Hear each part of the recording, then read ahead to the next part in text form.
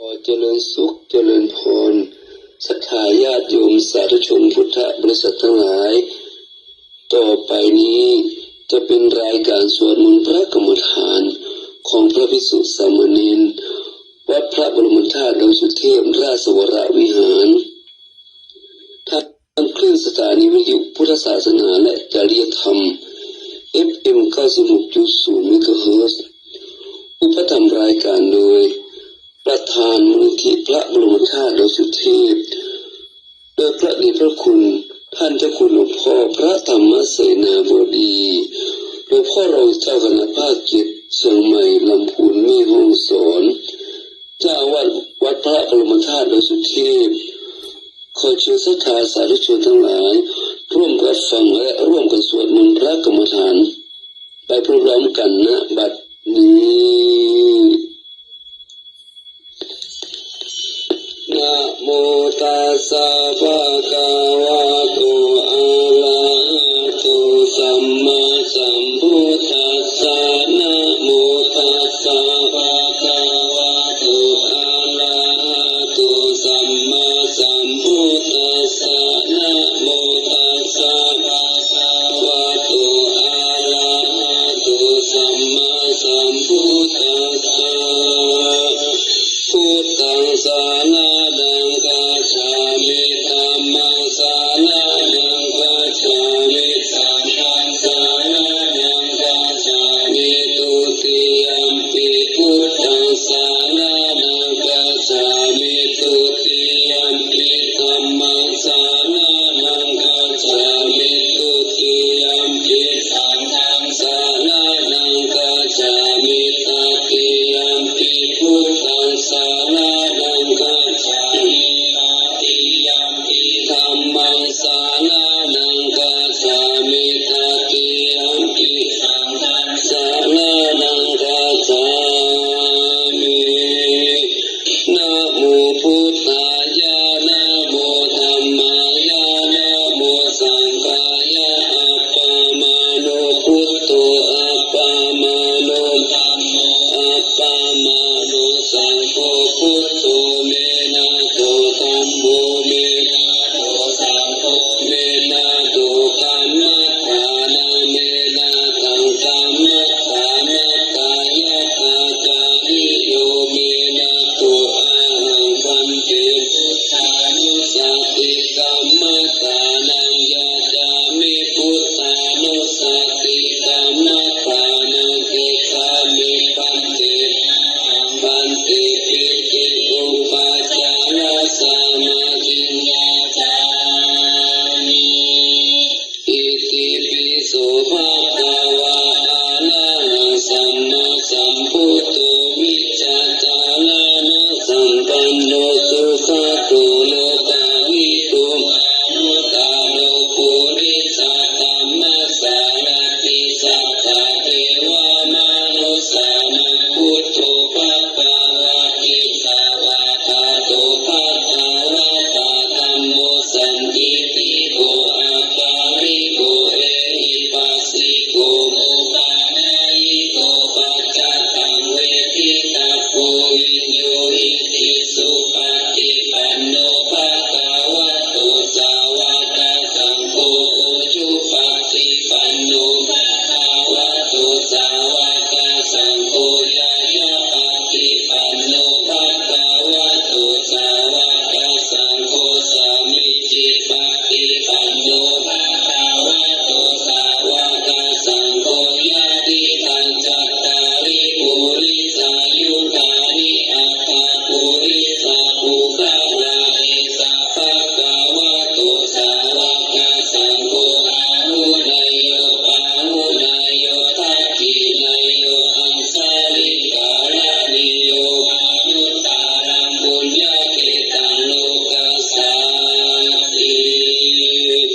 สัพพะปะปัสสะอาการะนังกุศลสุขสัมปะทัสสะจิตตาภาริโยตตานังเอตังพุทธานัสสังฆานังกัตติปานานังตะโพติติกานิพานังปารานังวัฏันติพุทธานาหิตาปัสสิโตวาโร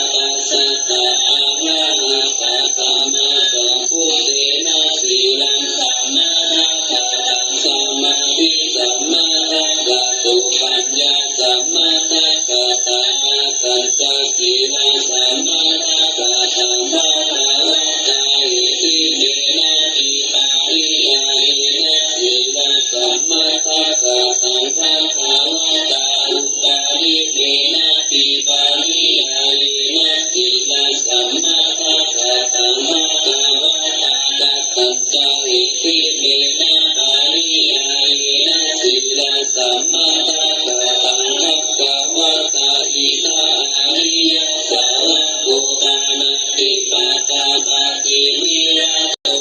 ติอาทินนาทานาปฏิวิรัตโตติกาเมสุมิตาจาราปฏิวิรัตโตติมุสาวาทาปฏิวิรัตโตติสุราเมรยมัจจปปมาทัฏฐานาปฏิวิรัตโตติติเอวะโมเหติเมนะปาริยานินาตินะสัมมาทัสสะสัมภะคะวะตาตะกัญจาอุปาริเมนะปาริยานินาตินะสัมมาทัสสะสัมภะคะวะตาอิทาภิกขุสีลาวะโหติปาติโมกขัสสัมวาระสัมพุตโตวิหารติอาจาระปุจจาระสัมปันโนอนุมาเตสุวัชเชสุปายาทัสสาวิตาปาทายาสิกานิสิกาตาเตสุจิเอวะโมอุปาริเมนะปาริยานินาตินะสัมมาทัสสะสัมภะคะวะตาตะกัจจาสมาธิสัมมาทัสสะโตภะคะวะตาอิติเมนะปิปาริยานินาสมาธิสัมมาทัสสะโตภะคะวะตาอุปาริเมนะปิปาริยานินาสมาธิสัมมาทัสสะโตภะคะวะตาปัจจัยอิติเมนะปาริยานินาสมาธิสัมมาทัสสะโตภะคะวะตาปัจจัยอานิยสาวะโกสักการัมมานาภาลิตัวนาภาติสัมมาทินาภาติจิตตัสเสตัสสะตันติเอวังโกอิติเมนะปาริยานินาสมาธิสัมมาทัสสะโตภะคะวะตาปัจจัยอุปาริเมนะปาริยานินาสมาธิสัมมาทัสสะโตภะคะวะตาอิทัปปิกุวิวิเทวะกาเมหิวิวิจารากุสาเรหิธัมเมหิสาวิสากังสาวิจารังวิเวตาชันติติสุขังปาทามังสานังอุปสัมปัญชาวิหารติวิตากาวิจารานังอุปสัมมาจัตตังสัมปันธานังเจตโสเอสุขิภาวังอวิตาตังนาวิจารังธรรมาทิสัมปิติสุขังทุติยจานังอุปสัมปัญชาวิหารติวิติยจาวิราชาอุเวทะโกจาวิหารติสัตโตจัสสะปะชานุสุขังจาราเยนะปะติสังเวทิยัมปังอาริยารังจิตันติอุเบทะโกสัตติมาสุตาวิหารติลัตติยัมสานังอุปสัมปัญชาวิหารติทุกขัสสะจาปะหานาทุกขัสสะจาปะหานาอุเปวะสุมานัสสะโทมานัสสะนาวัตังตานาทุกขามาสุขังอุเบกขาสัตติปาริสุทธิสัตตุตังชานังอุปสัมปัญชาวิหารติติเอวังโฆอุปาริเมนะปาริยานินะสัมมาทิสัมมาทัสสะโตภะคะวะตาตะกัจจปัญญาสัมมาทัสสะตาภะคะวะตา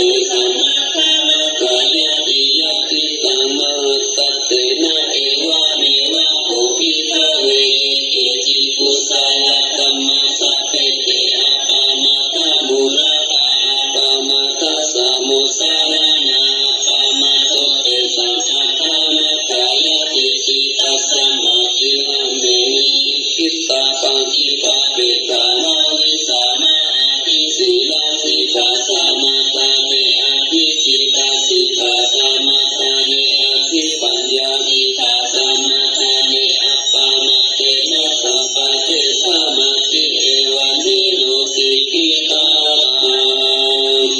อาทิอิมาสมิงกาเยเกสาโลมานะกาทันตาตาโจมังสังนารุอาทิอาทินิจังวะกานาตายังยะตานามิโลมะกามิอาตาปะปะสังอันตังมันตาปุนาอุตาริยังกาลิสังติตังเสมาปุโพโลมิตังเสโตมิโตอาสุวาสาเกโลสิงกานิกาลสิกามุตตังมัตตะเกมัตตะลุงกังเกกาวะจินสาคาลังอายังอัตตาปะโวอานิจจังตุกานานาตาสุขีอาสุขังอิมังกัมมะตานัมปุณณภะโวติอาทิลังวัฏายังตาโยปาทาวินาทิเสสติจุโตอาเปตาวิญญาโนนิราสังวัฏานิพานัมปะทาวิกาตุอาโกภาตุเตโชภาตุวายโยภาตุรูปะขันโตเวทนาขันโตสัญญาขันโตสังขารขันโตวิญญาณขันโตปัญจขันธาขันธาวิสาสังขารานิจจทุกขาอนัตตาวิปาริณามะธัมมานิจจวัฏฏะสังขาราอุปาทวยธัมมิโนอุปาชิกานิโรชันติเอกังอุปาสามุสุโขนามารูปังอนิจจังขายะเทนะนิจจังวัฏฏานิพพานังนามารูปังทุกขังขายะเทนะสุขังวัฏฏานิพพานังนามารูปังอนัตตาสารตะเทนะสารังวัฏฏานิพพานังนามารูปังอนิจจังนามารูปังทุกขังนามารูปังอนัตตานิจจังวัฏฏานิพพานังสุขังวัฏฏานิพพานังสารังวัฏฏานิพพานังนิพพานังปารานังสุขังกาตมัจจานันตะอานาปานสติริทานันตะภิกขุอารัญญคตุวารุกขมูลคตุวาสุญญคาลคตุวามิสิทาติปาลังตังอภูชิตวาอุจุงกายปานิทายาปาริมุขังสติรูปะตะเตวะโสสะโตวะอาสาสะจิสะโตอาสาสะติอิกังวะอาสาสันโตติกังอาสาสามิติปัสสานาติอิกังวะปัสสะสันโตติกังปัสสะสามิติปัจจานาติมัสสังวะอาสาสันโตรัสสังอาสาสามิติปัจจานาติรัสสังวะปัสสะสันโตรัสสังปัสสะสามิติปัจจานาติสัพพะกายปฏิสังเวทิอัสสะสิสามิติสิกขาติสัพพะกายปฏิสังเวทิปัสสะสิสามิติสิกขาติปัสสัมปะยังกายสังขารังอัสสะสิสามิติสิกขาติปัสสัมปะยังกายสังขารังปัสสะสิสามิติสิกขาติปิติปาติสังเวทิอัสสะสิสามิติสิกขาติปิติปาติสังเวทิปัสสะสิสามิติสิกขาติสุขปาติสังเวทิอัสสะสิสามิติสิกขาติสุขปาติสังเวทิปัสสะสิสามิติสิกขาติจิตตสังขาราปาติสังเวทิอัสสะสิสามิติสิกขาติจิตตสังขาราปาติสังเวทิปัสสะสิสามิติสิกขาติปัสสัมปะยังจิตตสังขาราอัสสะสิสามิติสิกขาติปัสสัมปะยังจิตตสังขารังปัสสะสิสามิติสิกขาติจิตตปฏิสังเวทิอัสสะสิสามิติสิกขาติจิตตปฏิสังเวทิปัสสะสิสามิติสิกขาติอาภิปาโมทายังจิตตังอัสสะสิสามิติสิกขาติอาภิปาโมทายังจิตตังปัสสะสิสามิติสิกขาติสัมมาทาหังจิตตังอัสสะสิสามิ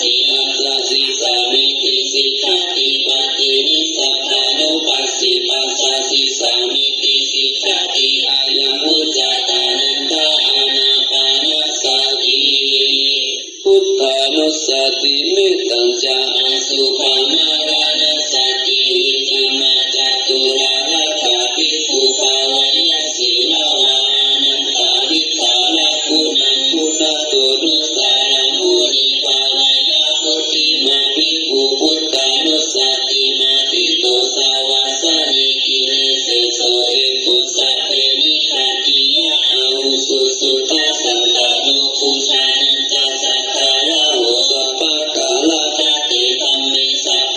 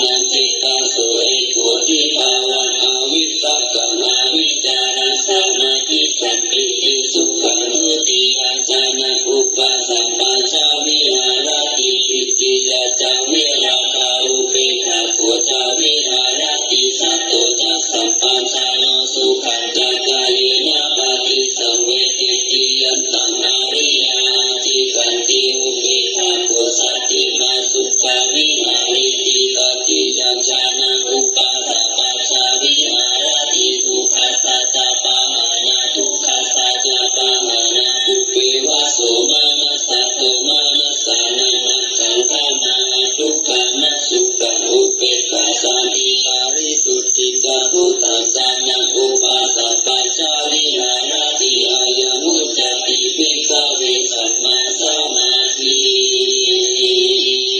สัพ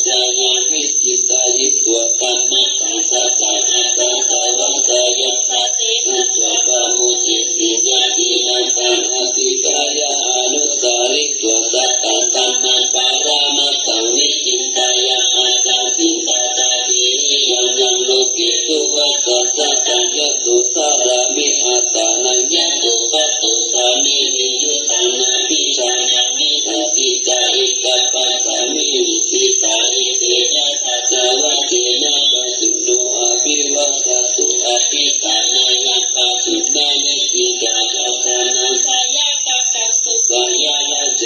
มัสสิสุขะปะมุตตายะสหัสสติสัจจาวะเรวะชุโน อาภิวาสยะ กาลานิสัจจปุเรโสชาตินะอภิวาสิยะเอวะรูปัสสัจจกิริยังกัตวะวิริยมุตตานัง มัสสะเปสินะมะเมทัสสะ จัตเตชะตานาสิโตสัจเจนะเมตาโมนะติอิทานิสัจจะปาระมิพุทธังคุสะติสังฆาโตธัมมานังนิจายุตถาวิริยัมปิติปัสสติพุทธังฆาจตตาปาริสัมมาทุเปขะพุทธังฆาคติติสัพพะทัสสินามุนีนาสัมมาทัจจตาภาวิกาภาหุริกาตาสัมมาตันติอาภิญญายานิพพานายะจัปปุติยาอิตินะสัจจวะเจนะสุขิเตหุนตุสัพพะทาอิกัสสะมิสัมมาเยนะตุโมคคัลลานันจัตตัสสะปังคิลานิทุขิเตติสวะพุทธังคิสัตตะเทสายิเตจาตังอาภินันทิตวารุคามุจิสุตังจานิเตนะสัจจวะเจนะสุขิเตหุนตุสัพพะทาอิกตังธัมมาราชาภิกขุรัญญินาภิกขุริโตจุนทัพเปรินะตัญญิวะปานาเปตวานะสัทธารังสัมมุเทตวาจาอาปาตาธัมมังวุฒาสิตานะโสอิเตนะสัจจวะเจนะสุขิเตหุนตุสัพพะทาอินะเตจาอาปาตาเตนะนัมเปมะหิสินะมะคะนะตะกิเลสาวะตัตตะโลภะเตตัมมันตังเอเตนะสัจจวะเจนะสุขิเตหุนตุสัพพะทาพุทธังคัปปะริตังนิติตังสัพพะโรกาวินิมุตตุสัพพะสันตาภาวะจิตโตสัพพะเวรามะติกันโตนิพุตโตนาหุภาวะสัพพิติโยวิวัตตุสัพพะโรโควินัสตุมาเตภาวะวันตารายโยสุขิติกายุโกภาวะอภิวาทานาสิริสานิตาอุตตะปัจจายิโนจัตตารโอธัมมาวัฏฏันติอายุวันโนสุขังภาลังศรัทธาญาติโยมสาธุชนท่านผู้ฟังทั้งหลายต่อไปจะเป็นการแผ่เมตตาเนื้อสัพเพสัตตา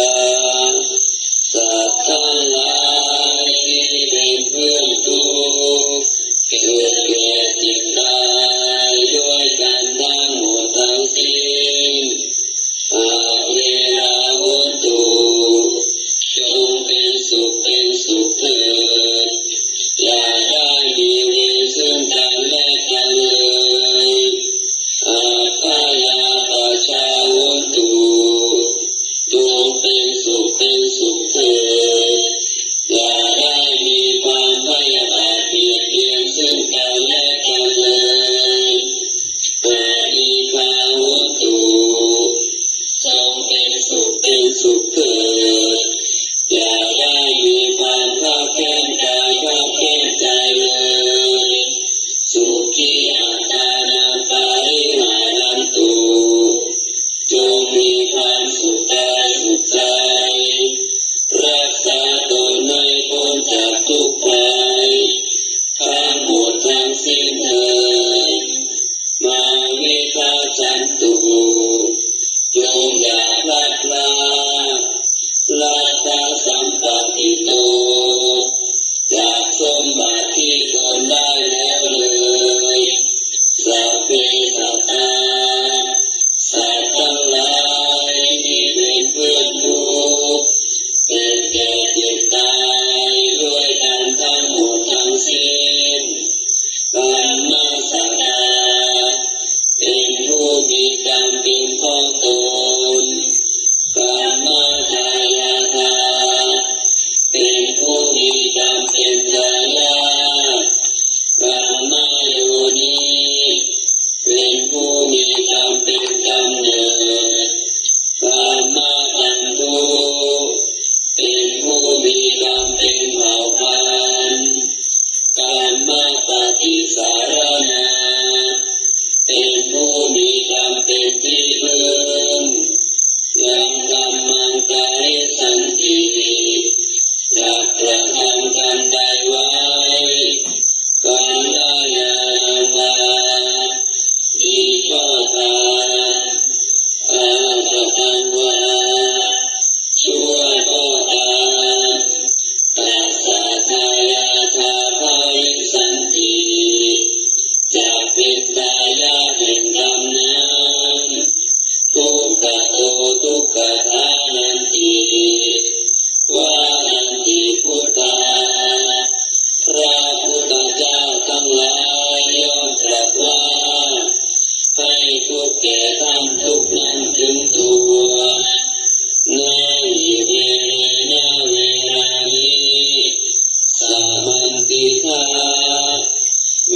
ทั้งหลายย่อมไม่ประมาทด้วยการจองเวรอุราชนาในการไหนเวรนาคาสัมมัปปิเวรทั้งหลายย่อมระงับด้วยการไม่จองเวรเอสะธัมโมสนันตโนนี้เป็นธรรมของเราต่อไปจะเป็นการแผ่กุศลติดตามด้วยแผ่บุญแผ่กุศลหยาดน้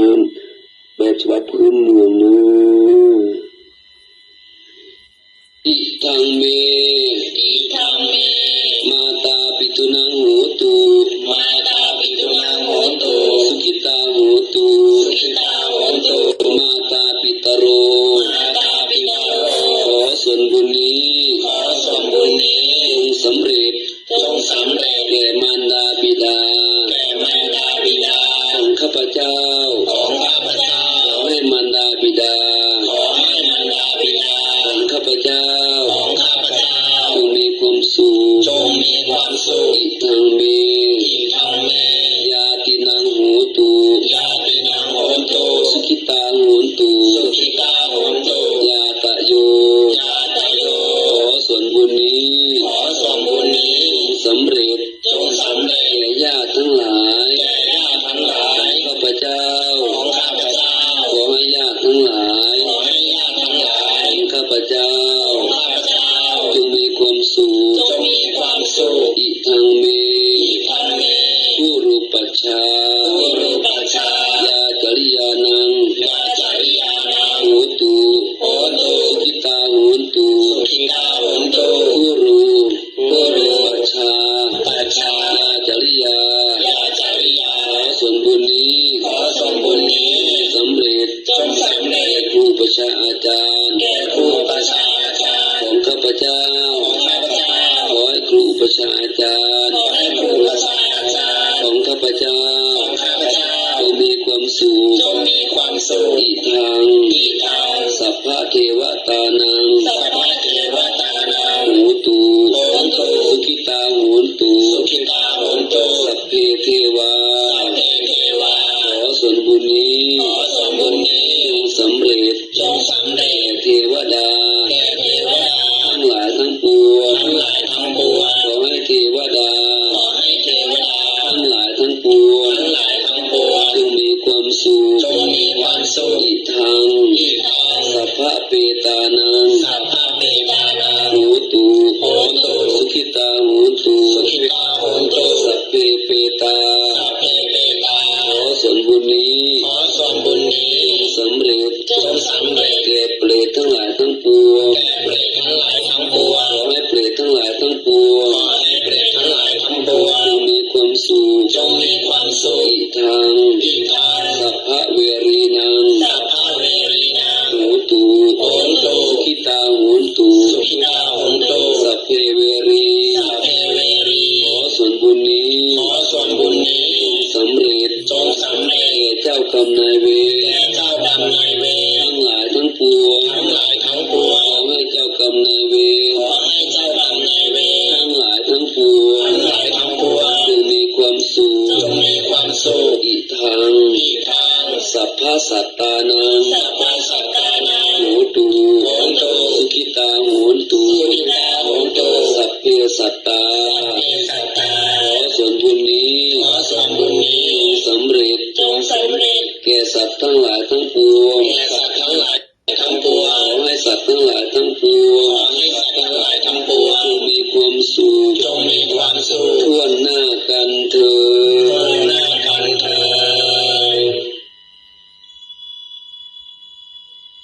ยังกินจิกุสาลังสัตตะปังกามังสัพเพหิจติ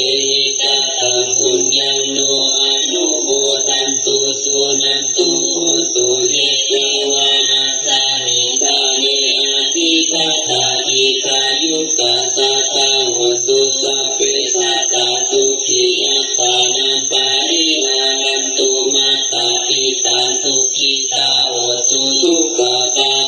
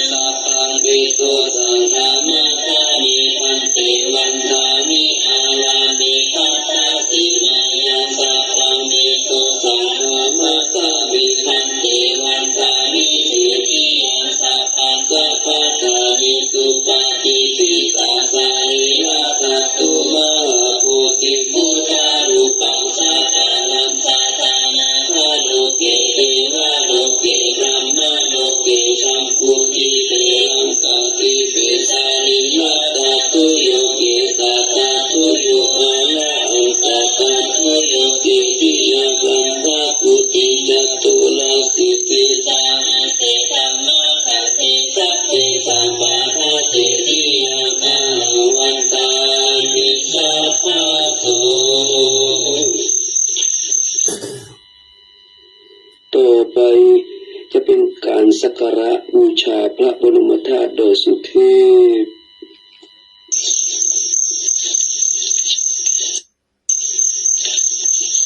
นะโมตัสสะภะคะวะโตอะระหะโตสัมมาสัมพุทธัสสะนะ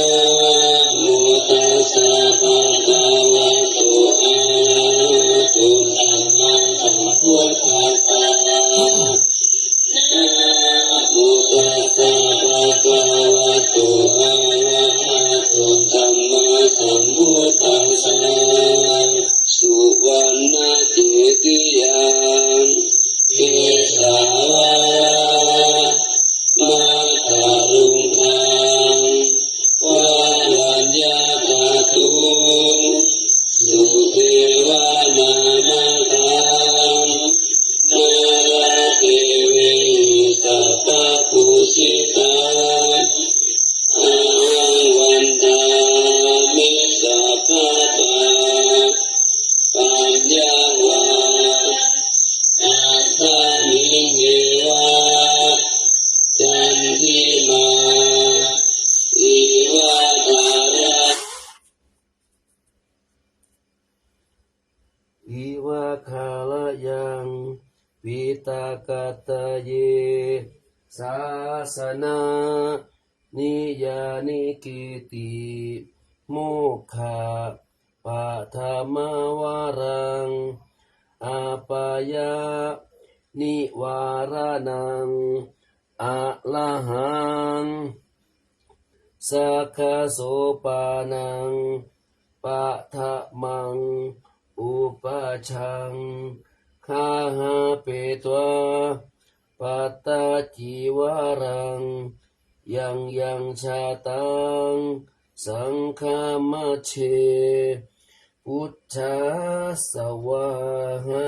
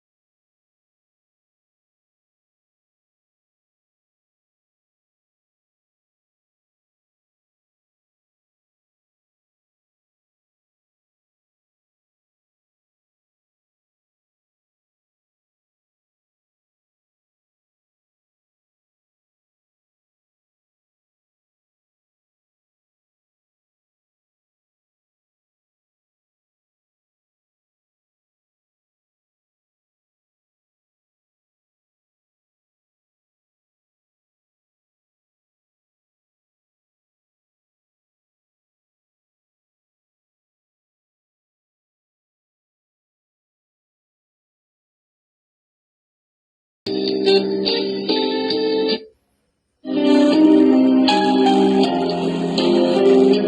โมตัสสะภะคะวะโตอะระหะโตสัมมาสัมพุทธัสสะนะโมตัสสะภะคะวะโตอะระหะโตสัมมาสัมพุทธัสสะนะโมตัสสะภะคะวะโตอะระหะโตสัมมาสัมพุทธัสสะสุวรรณเกติยังเอสาวระมัคคะลุงหังวารัญญธาตุงสุเทวนามะกังนาระเทเวหิสัพพะปูชิตังอาหังวันทามิสัพพะทาปัญญาวาอัสมิงเยวะสันทิมาปีวัฏารยังปิตตะตะเยสาสนะนิยานิเอติโมฆะปัตมะวรังอาปายะนิวารนังอรหังสัพพะโสปานังสัพพะมังอุปัชชังคาหาเตกวาปัตตะทีวรังยังชาตังสังฆนัตเถพุทธาสวาหะ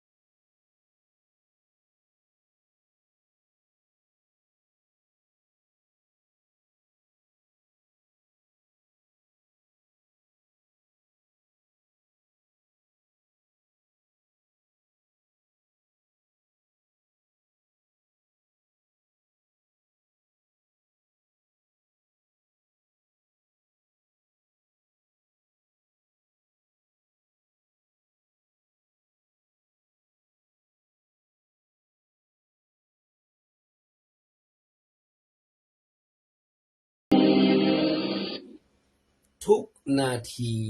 ล้วนมีค่ากับชีวิต อย่าปล่อยจิตฟุ้งซ่านไปในสงสารเฮาเวียนว่ายตายเกิดมาแสนนานนับประมาณบ่ฮู้เลยว่าเท่าใดในชาตินี้แสนโชคดีที่เขาเกิดมาพบศาสนาพุทธองค์ทรงสอนไว้ละความชั่วนำความดีเข้าสู่ใจเป็นตั้งไปสู่มรรคผลและก็นิพพานขอกล่าวถวายความเคารพแด่พระเดชพระคุณท่านเจ้าคุณพ่อพระมหาเถระนุเถระพระเจ้าคณะพระสังฆาธิการพระอธิการทุกๆองค์ทุกๆรูปขอเจริญพรนมัสการพอสถานี FM 6.0 เมกะเฮิรตซ์พ่อครูวันลบนามวงพรหมและคณะกรรมการสถานี FM 6.0 เมกะเฮิรตซ์ทุกๆคนทุกท่านและพระภิกษุสามเณรทุกรูปขอเจริญพรสถาญาติโยมสาธุชนทั้งหลายที่รับฟังทางไลฟ์สดก็ดีทางคลื่นสถานี FM ก็ดีวันนี้ก็ได้ครับมาพบมาปะกันมาภาพเหมือนเดิมแล้วเนาะหลังจากเมื่อคืนนี้กันเนาะวันเดียวกันเนาะคืนเดียวกันเนาะแม่กาแม่ก็นั่นแหละกันเนาะเพราะว่ามันปฏิบัติธรรมกับผู้พวกเขาไม่ข่าวคืนนี้มีรวมกันประมาณ16คน17คนถึงอาตมา16คนแก่1ตนเนาะ16คนแก่1ตน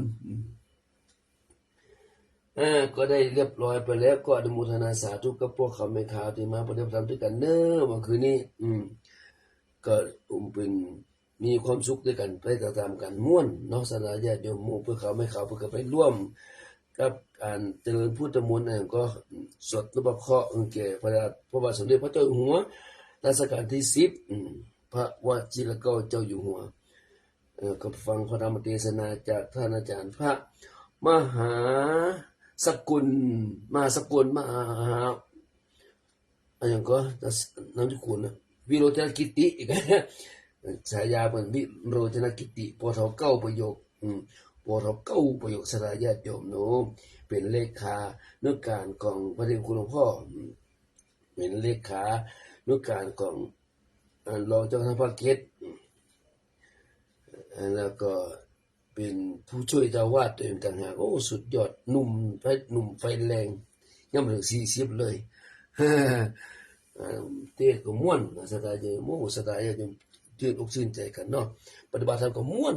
ด้วยกันคืนนี้อาจารย์ก็เป็นไปนั่งคือพวกเขาไม่ข่าวเราไปนั่งเป็นมันมานั่งในห้องนะนั่งไปเลยสักประมาณสักเที่ยงคืนก็มันเสียงรบกวนมันก็เลยมันห้องมันได้เต็มที่เนาะมันได้ปฏิบัติธรรมมันก็บรับมันก็บดับตัวเนาะมันเสียงมันหลายอย่างมันก็เลยปีกมันนอนห้องมันมาอยู่ห้องเหมือนเดิมมานั่งห้องเลย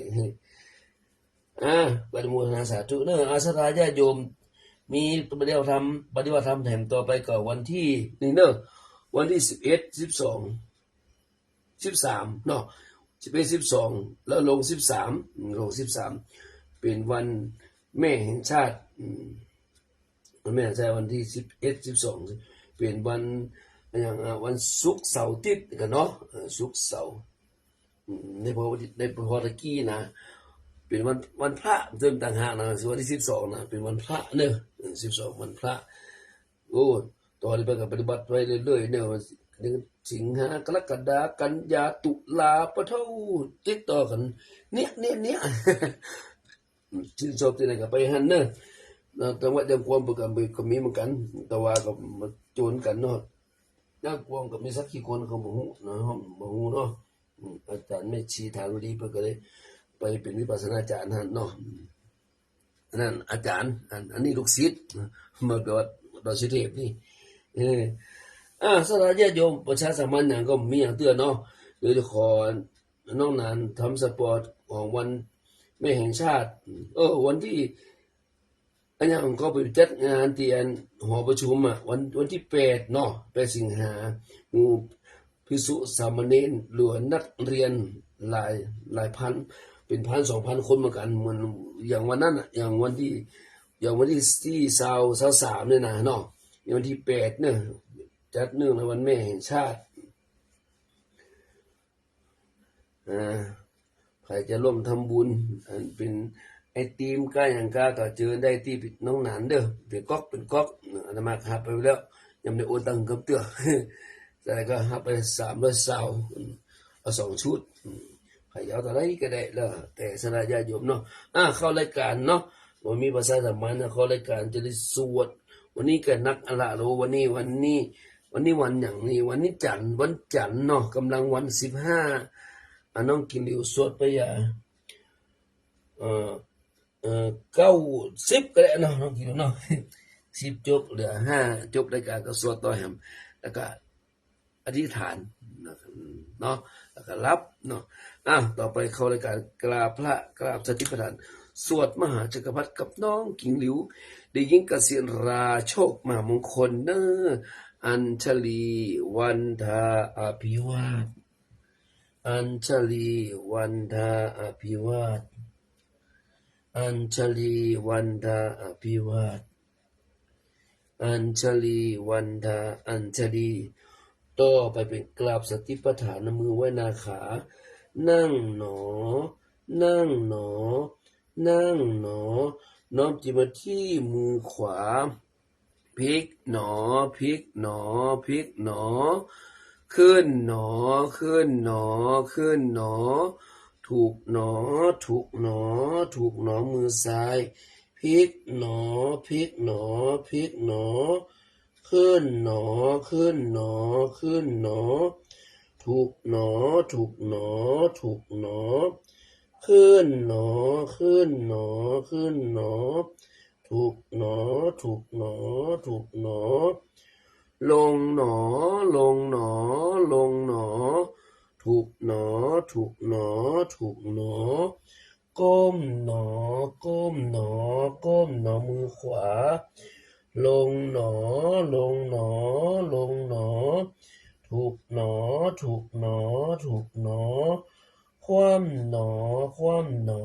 คว่ำหนอมือซ้ายลงหนอลงหนอลงหนอถูกหนอถูกหนอถูกหนอคว่ำหนอคว่ำหนอคว่ำหนอก้มหนอก้มหนอก้มหนอถูกหนอถูกหนอถูกหนอเงยหนอเงยหนอเงยหนอมือขวา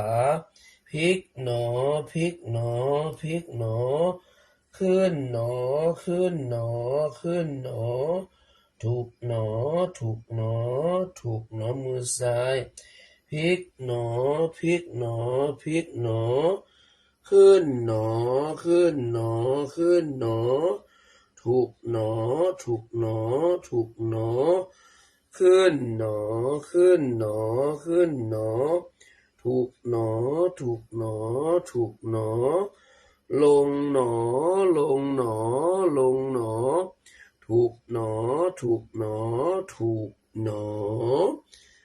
ต่อไปเก็บมือเนาะเก็บมือขวาลงหน้าขาลงหนอลงหนอลงหนอถูกหนอถูกหนอถูกหนอคว่ำหนอคว่ำหนอคว่ำหนอมือซ้ายลงหนอลงหนอลงหนอถูกหนอถูกหนอถูกหนอคว่ำหนอคว่ำหนอคว่ำหนอนั่งหนอนั่งหนอนั่งหนอเอาแล้วเนาะกราบสติปัฏฐานก็ได้จบลงไปแล้วต่อไปร่วมกันสวดมหาจักรพรรดิกับน้องกิ่งหลิวดีเกษียณราโชคมหามงคลเน้อ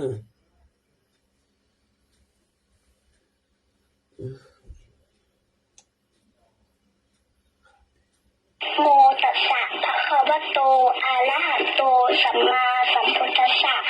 นะโมตัสสะภะคะวะโตอะระหะโตสัมมาสัมพุทธัสสะนะโมตัสสะภะคะวะโตอะระหะโตสัมมาสัมพุทธัสสะพุทธังอาราธนานังกโรมิธัมมังอาราธนานังกโรมิสังฆังอาราธนานังกโรมินะโมโพธิสัตโตอาคา คันติมายะอิติภควานะโมโพธิสัตโตอาคันติมายะอิติภควานะโมโพธิสัตโตอาคันติมายะอิติภควานะโมโพธิสัตโตพรหมปัญโยนะโมโพธิสัตโตพรหมปัญโยนะโมโพธิสัตโตพรหมปัญโยนะโมโพธิสัตโตวิริยะทะโรนะโมโพธิสัตโตวิริยะทะโร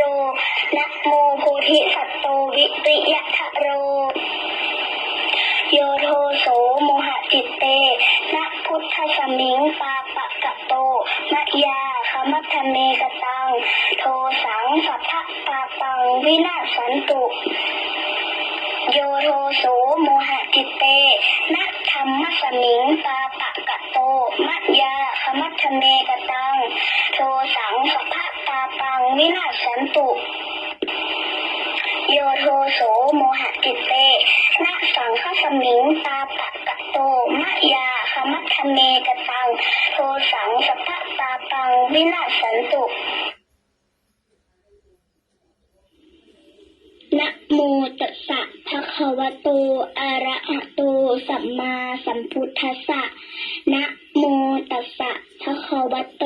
อะระหะโตสัมมาสัมพุทธัสสะนะโมตัสสะภะคะวะโตอะระหะโตสัมมาสัมพุทธัสสะนะโมพุทธายะพระพุทธไตรรัตนญาณมณีนพรัตน์ศีสหัสสะสุธรรมาพุทโธธัมโมสังโฆยะถาพุทโมนะพุทธบูชาธรรมบูชาสังฆบูชาอะคีทานังวรังคันทังสีวลีจะมหาเถรังอาหังวันทามิทุระโตอะหังวันทามิทาตุโยอะหังวันทามิสัพพโสพุทธธรรมสังฆบูเชมินะโมพุทธายะพระพุทธไตรรัตนญาณมณีนพรัตน์ศีสหัสสะสุธรรมาพุทโธธัมโมสังโฆยะถาพุทโมนะพุทธบูชาธรรมบูชาสังฆบูชาอะคีทานังวรังคันทังสีวลีจะมหาเถรังอาหังวันทามิทุระโตอะหังวันทามิทาตุโยอะหังวันทามิสัพพโสพุทธธรรมสังฆปูเชมินะโมพุทธายะพระพุทธไตรรัตนญาณมณีนพรัตน์ศีสหัสสะสุธรรมา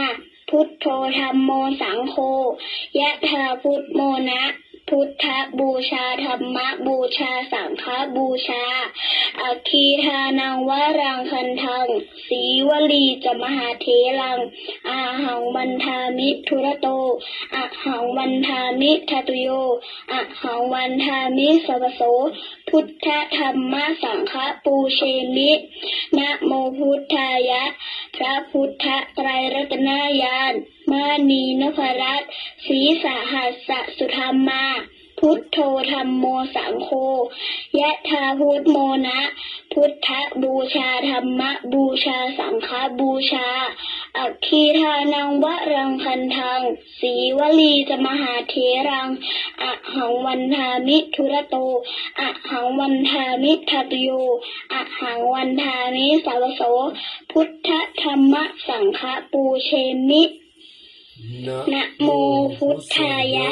พระพุทธไตรรัตนญาณมณีนพรัตน์ศีสหัสสะสุธรรมาพุทโธธัมโมสังโฆยะถาพุทโมนะพุทธบูชาธรรมบูชาสังฆบูชาอะคีทานังวรังคันทังสีวลีจะมหาเถรังอะหังวันทามิทุระโตอะหังวันทามิทาตุโยอะหังวันทามิสัพพโสพุทธธรรมสังฆปูเชมินะโมพุทธายะพระพุทธไตรรัตนญาณมณีนพรัตน์ศีสหัสสะสุธรรมา พุทโธธัมโมสังโฆยะถาพุทโมนะพุทธบูชาธัมมบูชาสังฆบูชาอัคคีทานังวะรังคันทังสีวลีจมหาเถรังอะหังวันทามิทุระโตอะหังวันทามิทาตุโยอะหังวันทามิสัพพโสพุทธธัมมสังฆปูเชมินะโมพุทธายะพระพุทธไตรรัตนญาณมณีนพรัตน์ศรีสหัสสะสุธรรมาพุทโธธัมโมสังโฆยะถาพุทโมนะพุทธบูชาธัมมบูชาสังฆบูชาอัคคีทานังวะรังคันทังสีวลีจมหาเถรังอะหังวันทามิทุระโตอะหังวันทามิทาตุโยอะหังวันทามิสวโสพุทธธัมมสังฆปูเชมินะโมพุทธายะพระพุทธไตรรัตนญาณมณีนพรัตน์ศรีสหัสสะสุธรรมาพุทโธธัมโมสังโฆยะถาพุทโมนะพุทธบูชาธัมมบูชาสังฆบูชาอัคคีทานังวะรังคันทังสีวลีจมหาเถรังอาหังวันทามิทุระโตอะหังวันทามิทาตุโยอะหังวันทามิสัพพโสพุทธธัมมสังฆปูเชมินะโมพุทธายะพระพุทธไตรรัตนญาณมณีนพรัตน์ศรีสหัสสะสุธรรมาพุทโธธัมโมสังโฆยะถาพุทโมนะพุทธบูชาธัมมบูชาสังฆบูชาอัคคีทานังวะรังคันทังสีวลีจมหาเถรังอาหังวันทามิทุระโตอะหังวันทามิทาตุโยอะหังวันทามิสัพพโสพุทธธัมมสังฆปูเชมินะโมพุทธายะพระพุทธไตรรัตนญาณมณีนพรัตน์ศรีสหัสสะสุธรรมาพุทโธธัมโมสังโฆยะถาพุทโมนะพุทธบูชาธัมมบูชาสังฆบูชา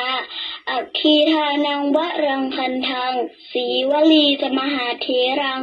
อะหังวันทามิทุระโตอะหังวันทามิทาตุโยอะหังวันทามิสัพพโสพุทธธัมมสังฆปูเชมินะโมพุทธายะพระพุทธไตรรัตนญาณมณีนพรัตน์ศรีสหัสสะสุธรรมาพุทโธธัมโมสังโฆยะถาพุทโมนะพุทธบูชาธัมมบูชาสังฆบูชาอัคคีทานังวะรังคันทังสีวลีจมหาเถรังอะหังวันทามิทุระโตอะหังวันทามิทาตุโยอะหังวันทามิสัพพโสพุทธธัมมสังฆปูเชมินะโมพุทธายะพระพุทธไตรรัตนญาณมณีนพรัตน์ศรีสหัสสะสุธรรมาพุทโธธัมโมสังโฆยะถาพุทโมนะพุทธบูชาธัมมบูชาสังฆบูชาอัคคีทานังวะรังคันทังสีวลีจมหาเถรังอะหังวันทามิทุระโตอะหังวันทามิทาตุโยอะหังวันทามิสัพพโสพุทธธัมมสังฆปูเชมินะโมพุทธายะพระพุทธไตรรัตนญาณมณีนพรัตน์ศรีสหัสสะสุธรรมาพุทโธธัมโมสังโฆยะถาพุทโมนะพุทธบูชาธัมมบูชาสังฆบูชาอัคคีทานังวะรังคันทังสีวลีจมหาเถรังอะหังวันทามิทุระโตอะหังวันทามิทาตุโยอะหังวันทามิสัพพโสพุทธธัมมสังฆปูเชมิ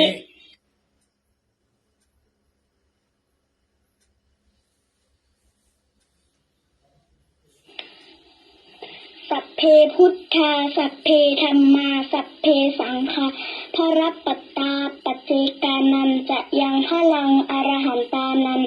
จะเตเชนารักขังทันทามิสัพพโสส สัพเพพุทธาสัพเพธัมมาสัพเพสังฆา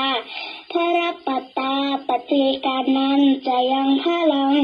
อรหันตานันจะเตเชนารักขังพันธามิสัพพโสสัพเพพุทธาสัพเพธัมมาสัพเพสังฆา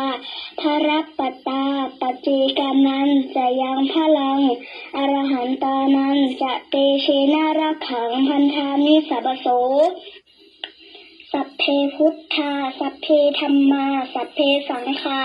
พระปัตตาปเจกานันจะยังพลังอรหันตานันจะเตเชนารักขังพันธามิสัพพโส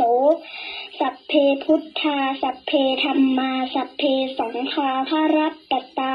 ปเจกานันจะยังพลังอรหันตานันจะเตเชนารักขังพันธามิสัพพโสพุทธังอธิฐามิธัมมังอธิฐามิสังฆังอธิฐามิสลายญาติโยมอธิษฐานด้วยก่อนเนอะเอาลวดยาวเลยเราสดเราตีมบันทึกไว้13จบด้วยกันก็เหลือ2จบสลายญาติโยมโอ้สบายเนาะสบายหมู่เนาะแล้วจะสดเป็น5จบกันเลยสลายญาติโยมสวดต่อได้นักอะไรก็ดีเด้อเนาะเอา5จบเลยก็ได้เนาะเอาสดไป13จบดูเวลาเหลือมันนักมันแม่เนาะสลายอธิษฐานเนอะอธิษฐานก่อนเดี๋ยวก็สวดต่อให้จะหน่อยแล้วแต่สลายญาติโยมจะสวดจะ2จบหรือ5จบก็แล้วแต่เนาะอธิษฐานก่อนเนาะเดี๋ยวก็สวดคาถาเงินล้านกันเนาะอยู่ต่อเด้อ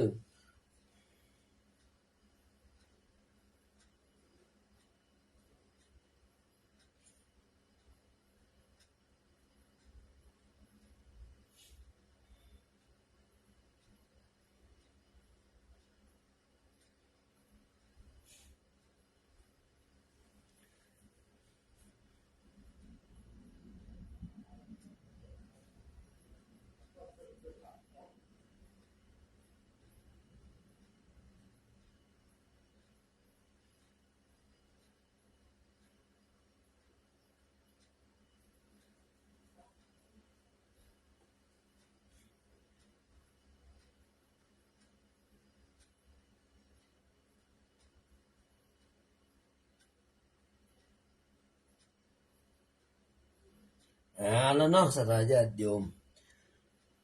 อธิษฐานเรียบร้อยแล้วบ่เนาะต่อไปสวดคาถาเงินล้านเนอะคาถาปฐมปสักคาถาเงินแสนคาถาเสริมทรัพย์คาถาเร่งรับเดือนขึ้น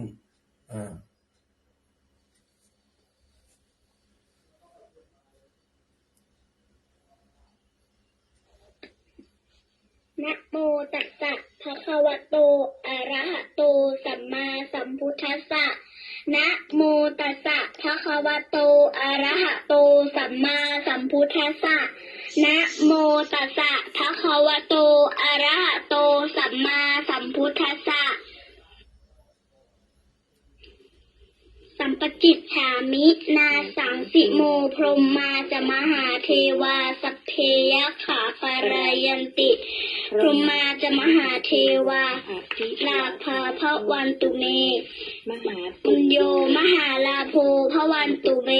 นิเตภาหูหติพุทธมะอะอุนะโมพุทธายะวิระทะโยวิระโคนายังวิระหิงสาวิระถาสีวิระทาสาวิระอิทิโยพุทธัสสะมณีมามะพุทธัสสะสวาโหม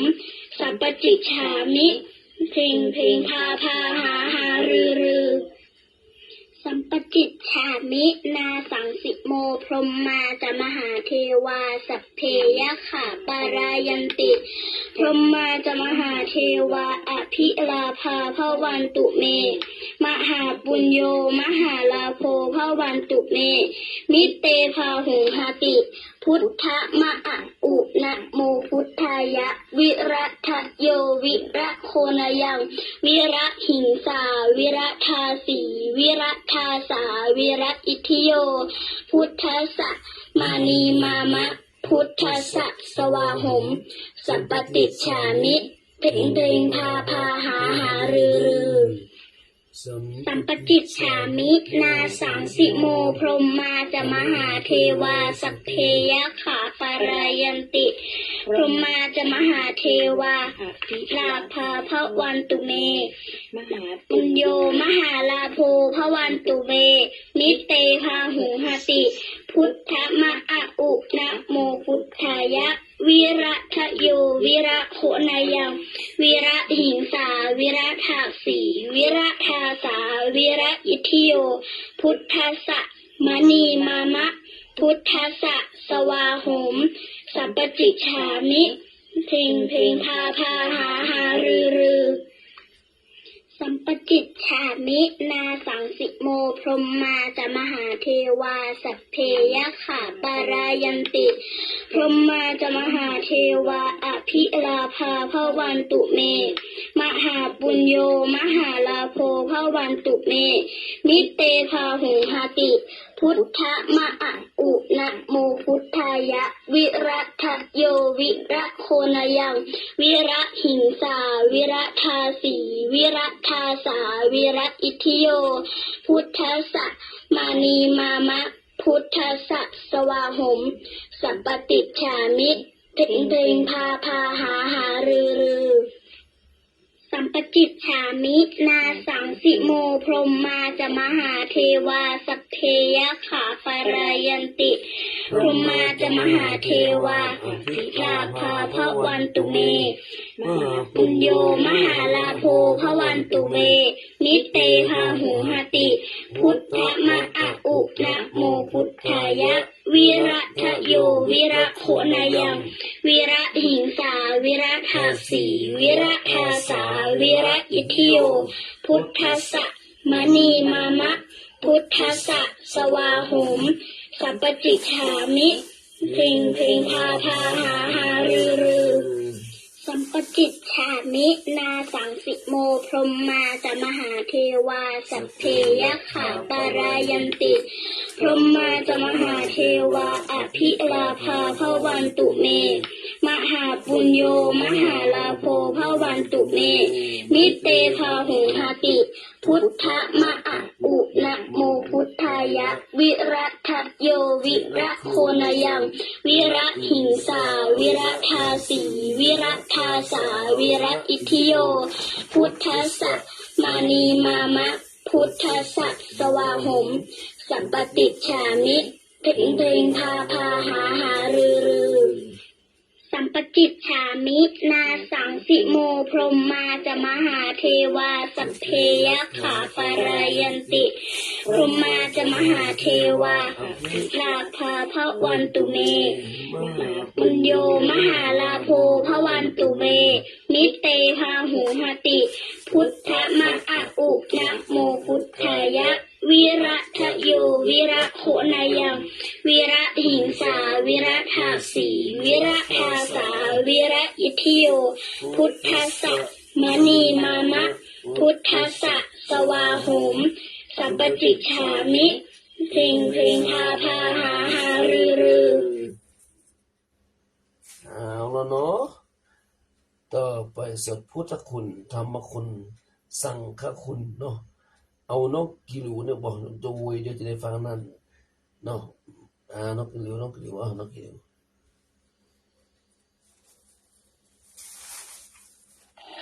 อิติปิโสภควาอะระหังสัมมาสัมพุทโธวิชาจารณะสัมปันโนสุขโตโลกาวิทู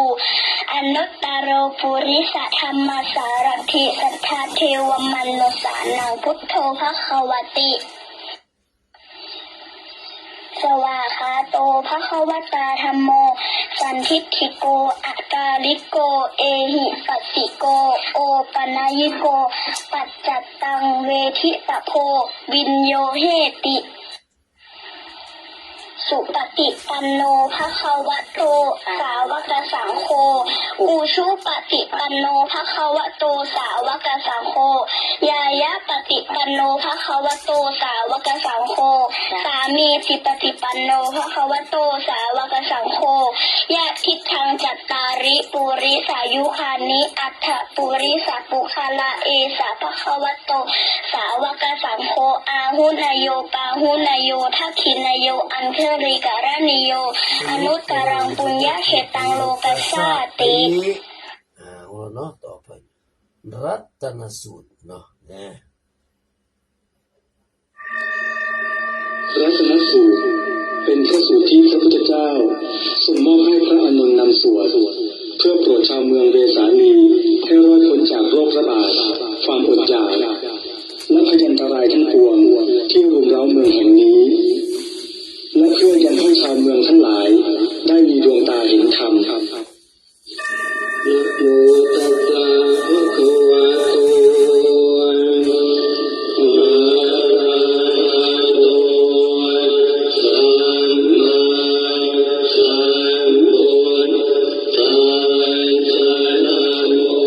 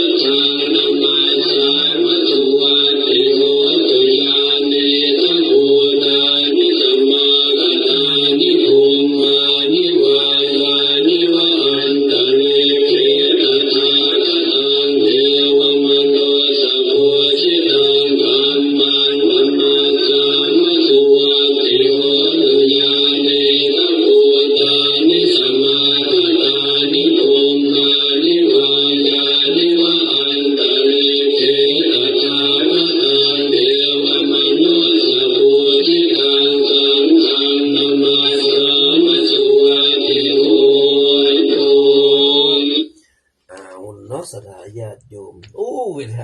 ก็ละ41อยู่โดเอาสวดคาถาไล่โควิดกันเนาะคาถาไล่โควิดแล้วก็ฟังตามตามรอยพระศาสดารอยทางรอยธรรมนำชีวิตเนาะมันมีไหนหนังสือนะหายก็คำหาย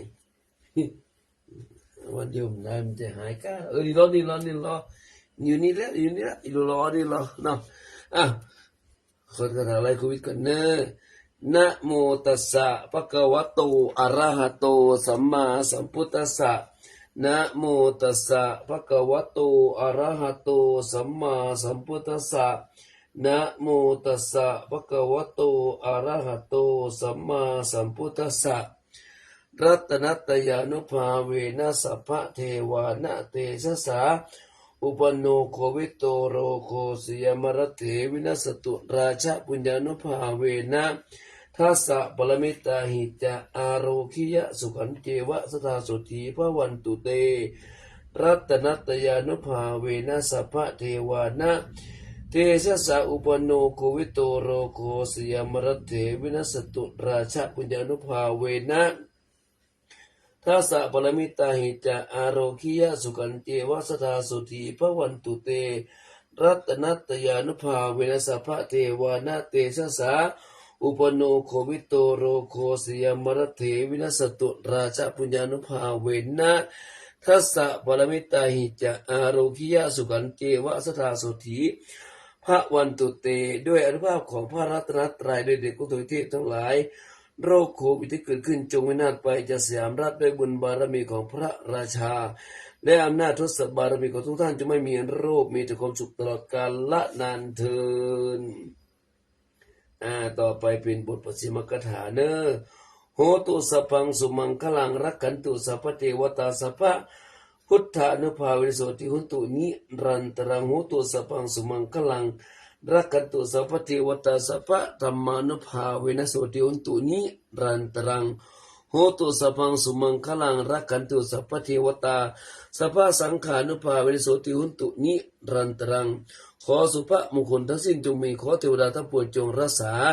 โดยพระภาคแห่งพระพุทธเจ้าทั้งปวงขอความสดิทั้งหลายจงมีตลอดนิรันดร์เทินขอสุภมงคลทั้งสิ้นจงมีขอเทวดาทั้งปวงจงรักษาโดยพระภาคแห่งพระธรรมทั้งปวงขอความสดิทั้งหลายจงมีตลอดนิรันดร์เทินขอสุภมงคลทั้งสิ้นจงมีขอเทวดาทั้งปวงจงรักษาโดยพระภาคแห่งพระสงฆ์ทั้งปวงขอความสดีทั้งหลายจงมีตลอดนิรันดร์เทินแล้วเนาะจบลงไปนะต่อไปมาฟังเรื่องราวตามรอยพระศาสดารอยทางรอยธรรมนำชีวิตเมื่อคืนนี้ตึกที่ไหนตึกพระอาชิตราชกุมารพระอาชิตราชกุมาร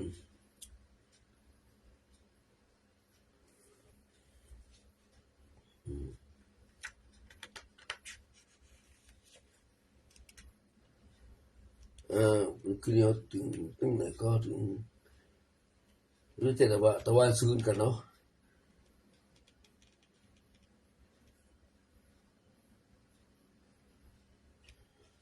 เรื่องราวของมัน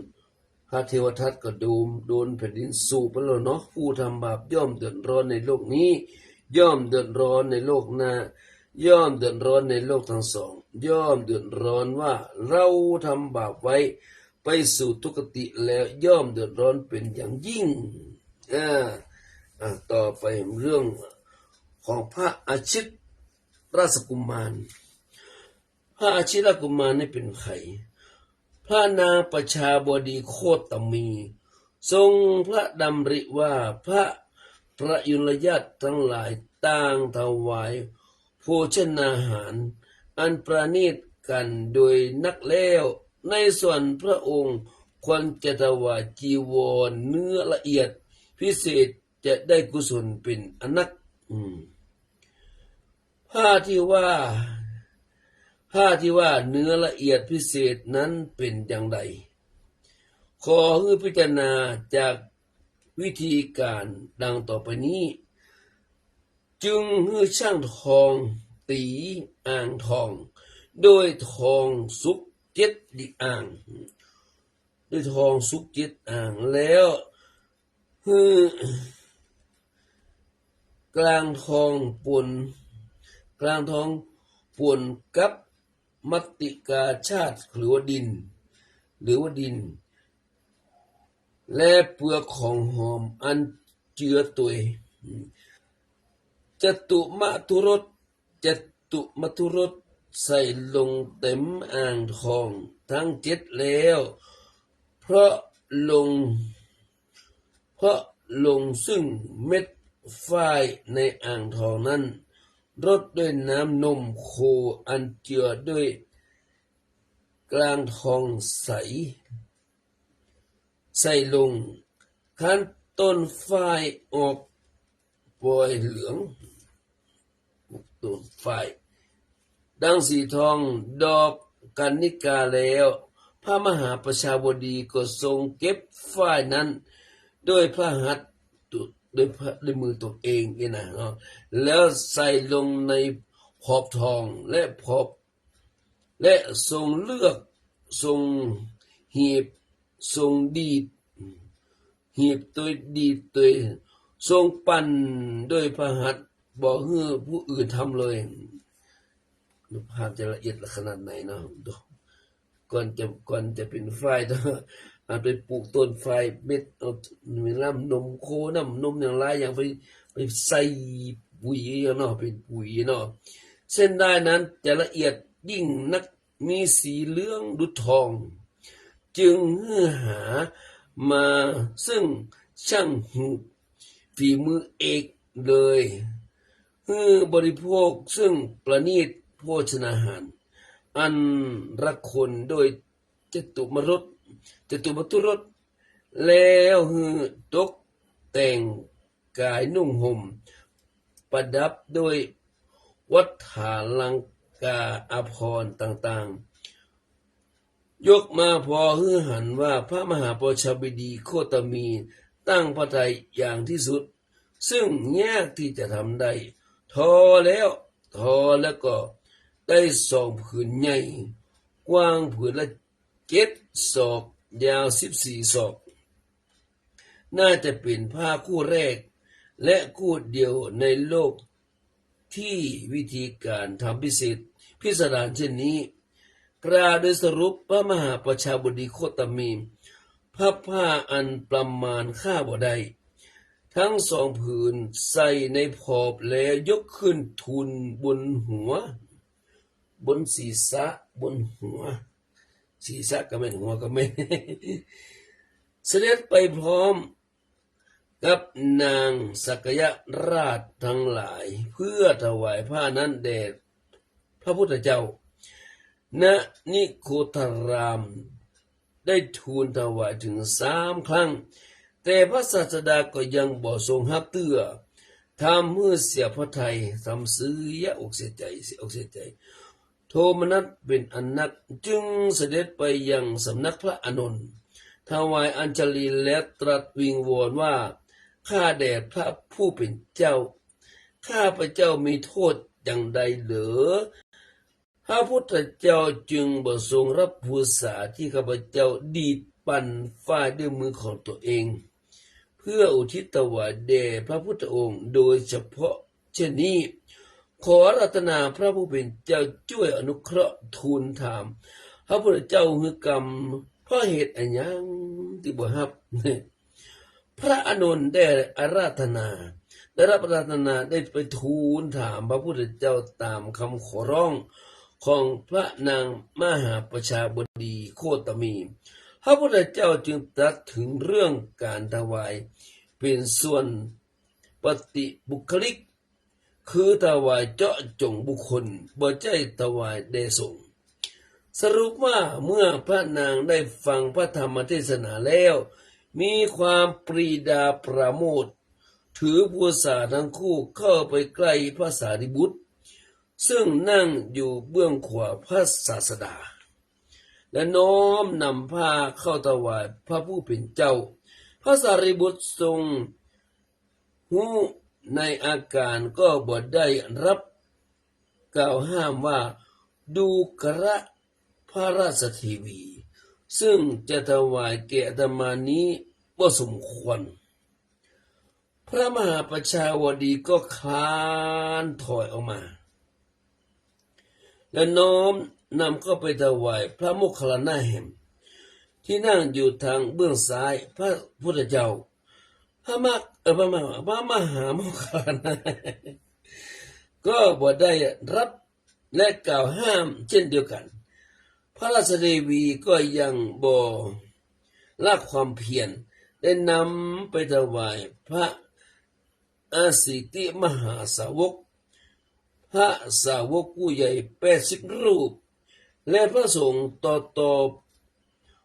ลงไปตามลำดับก็บ่ได้มีองค์ได้รับเลยจึง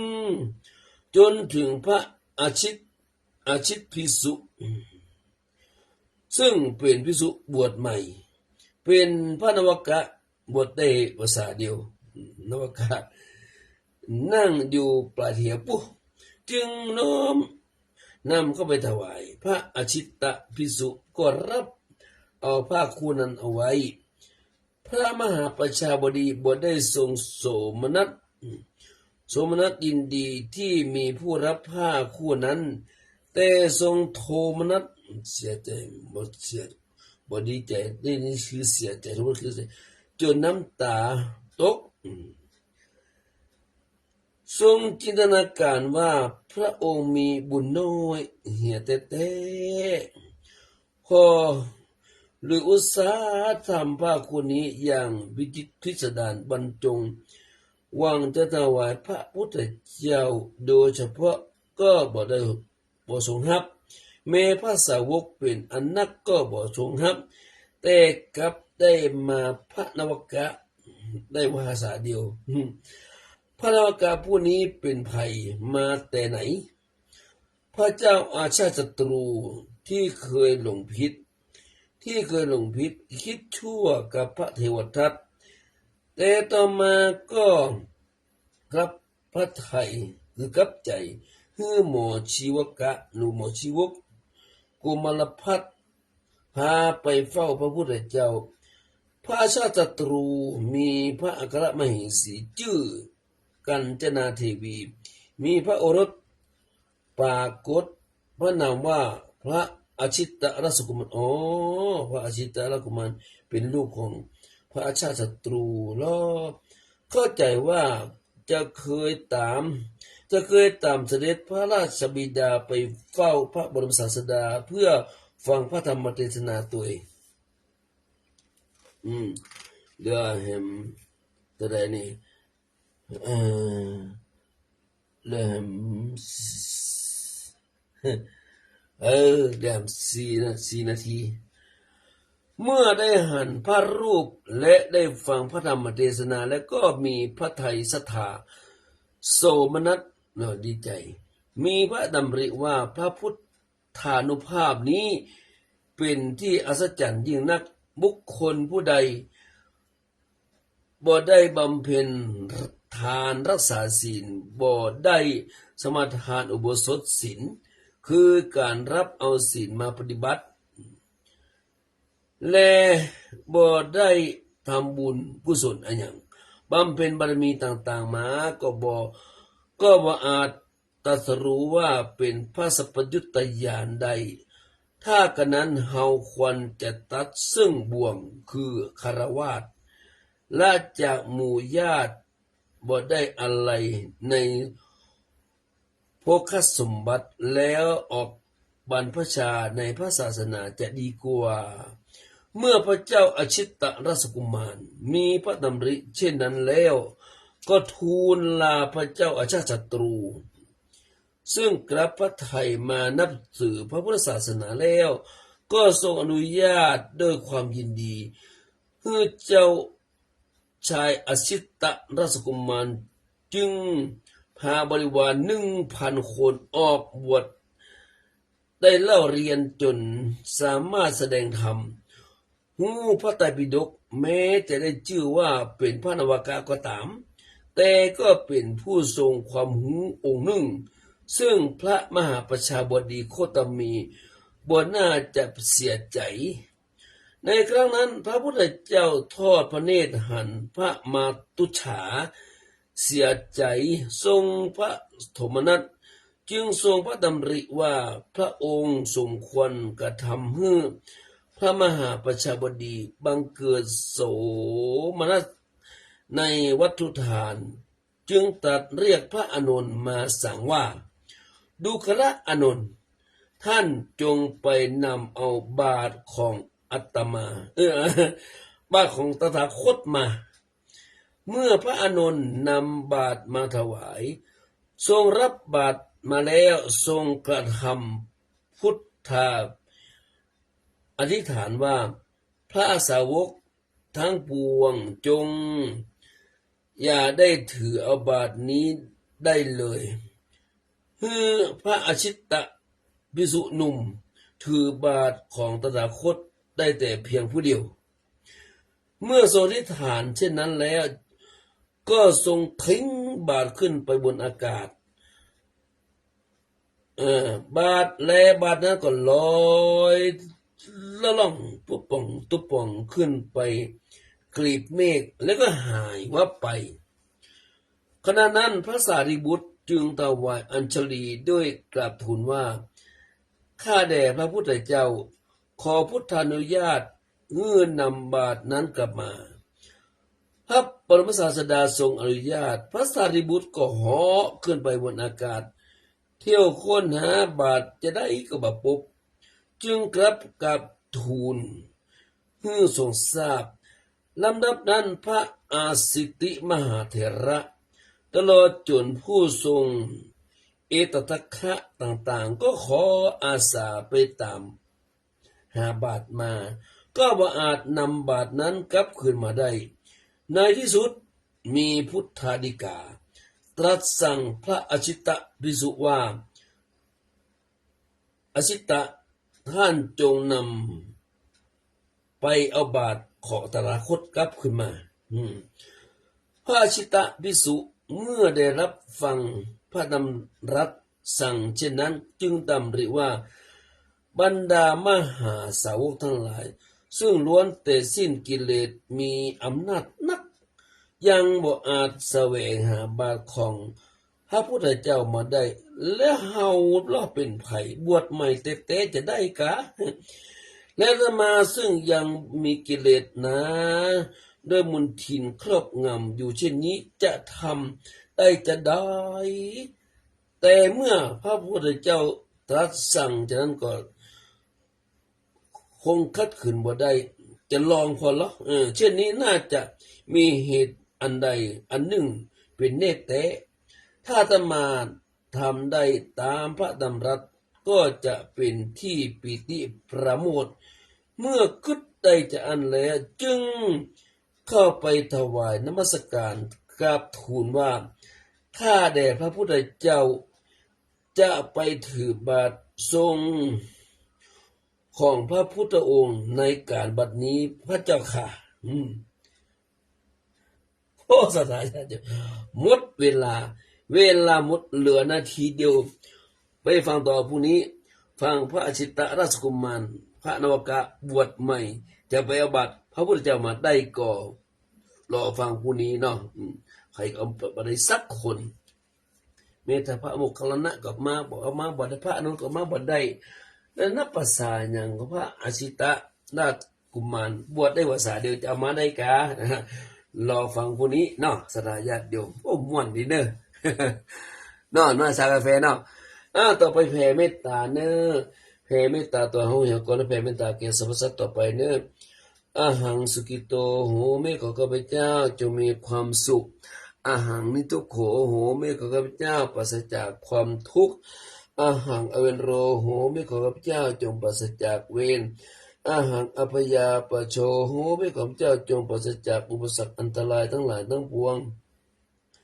อาหังอนิโคโหเมฆของข้าพเจ้าจงปราศจากความทุกข์กายทุกข์ใจสุขีอัตนาพระรามิขอข้าพเจ้าจงมีแต่ความสุขกายสุขใจรักษาตนให้พ้นจากทุกข์ไปทั้งหมดทั้งสิ้นเทินสัพเพสัตตาสัตว์ทั้งหลายที่เป็นเพื่อนทุกข์เกิดแก่เจ็บตายด้วยกันทั้งหมดทั้งสิ้นเวลาหุนตุจงเป็นสุขตื่นจะได้มีเวร ซึ่งกันและกันเลยอัพยาปัชชาหนตุจงเป็นสุขเธอจะได้เบียดเบียนซึ่งกันและกันเลยอานิคาหนตุจงเป็นสุขเธอจะได้มีความทุกข์กายทุกใจเลยสุขีอัตลังปริหารันตุจงมีแต่ความสุขกายสุขใจรักษาตนให้พ้นจากทุกข์ภัยทั้งหมดทั้งสิ้นเถิดข้าพเจ้าขอตั้งจิตอุทิศผลบุญกุศลนี้แผ่ไปให้ไพศาลถึงบิดามารดาครูอาจารย์ทั้งลูกหลานญาติมิตรสนิทกันคนเคยร่วมทำงานการทั้งหลายขอให้มีส่วนได้ในกุศลผลของฉันทางเจ้ากรรมนายเวรและเทวดาทุกท่านได้กุศลผลนี้ด้วยเทินสาธุสาธุสาธุอนุโมทามิขออนุโมทนาสาญาติโยมญาติธรรมสาธุสมบัติที่รับฟังธรรมะกรรมฐานในค่ำคืนวันนี้เนาะก่อนจากไปขอขอบคุณอนุโมทนาครูบาอาจารย์สาญาติโยมที่ฟังทางไลฟ์สดก็ดีทางสถานีFMก็ยังขอขอบคุณอนุโมทนาจงรับฝันดีรับเป็นสุขตื่นเป็นสุขกายสุขใจสัพพพุทธานุภาเวนะสัพพธรรมานุภาเวนะสัพพสังฆานุภาเวนะสัทธาสุติภวันตุเตจัตตารโร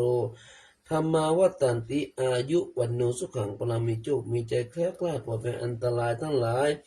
ทั้งปวงอยู่ยืนเป็นสุขร่างกายสมบูรณ์แข็งแรงหิมากล้าขึ้นกล้าขายทำการทำงานอันใดก่อการกุ่นรุ่งเรืองจงเจริญเรื่อจตุรพิธพสัยสี่ประการคือมีอายุวันนะสุขะพละปฏิภาณนมสารสมบัติขี้มาปรารถนาสิ่งหนึ่งประการในขอสมความมุ่งมา่ปรารถนาสิ่งนั้นด้วยเทินขอจะเริญพรรับดีฝันดีราตรีสวัสดิ์ทุกคนทุกท่านทุกตนทุกองค์เนอสาธุเอาแล้วเนาะกระจุกลงไปอนุโมทนาสาธุขอบคุณท่านอาจารย์มาประสิทธิ์ภาษาติโกโอ้4 ทุ่ม 3 นาทีละก็คงเปิดอยู่กับอาจารย์เนาะอ่านเพลินก็เลยติดลมก็จะ4 ทุ่มยังไม่ยังเดียวอนุโมทนากับไลฟ์สดก่อนเด้ออนุโมทนากับโยมนาจักรแปรก็นครพวกคำวันนี้มันได้มาด้วยกันเนาะวันที่11มาเนี่ยโยมนาจักรแปรเด้อ11 12 13มันแม่แห่งชาตินาชากาแฟขนมคนปกคำกับสาธุเจ้าอัญชลีคำกิติสาธุเจ้าอัมพรที่อินสาธุเจ้าเนี่ยข้าวอีกอ่ะ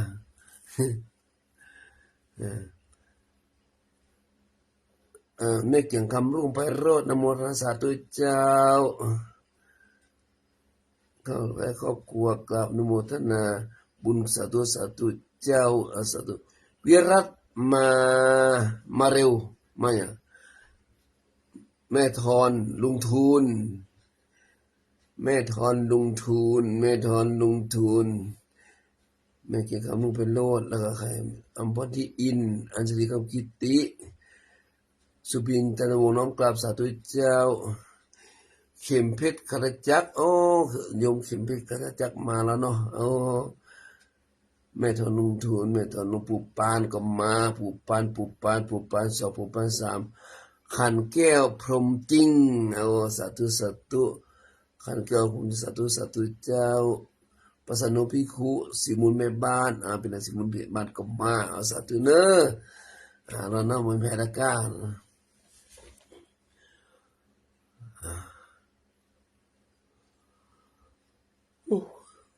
นี่จบรายการจะอธิษฐานนั่งรับแล้วนี่คือนี่มันว่ากว่าจะได้มาห้องมารับก็เที่ยงคืนนอนจะนี่นั่งจะได้เมื่อถึงมารับประดับซะอย่างเจ้าเสียงรบกวนอะไรอย่างเราเนาะมีเราเนาะรับดีฝันดีเนิ่นรับขอฝันเงินหมื่นตื่นเรื่องหมื่นมันหายกลายเป็นเงินแสนเงินล้านอายุวันโนสุขังปะล้างวิรัตมาเรียวอย่างกันเนาะมาเรียวมาเรือวะมันมาเรียวเนาะเป็นเขียมผิดกะมันจะสระเอลอเรือสระอืออ่างวอแหวนอะไรคุณโยมมาพา Birat Mario ya kanก็พี่นันชินชดกินก็สมแบบล้อถ้าครูมาอ่านที่ผมสักคำเอ็นว่าแล้วนะครบถ้วนกระบวนความหมดอายุวันโนสุขังพระลัง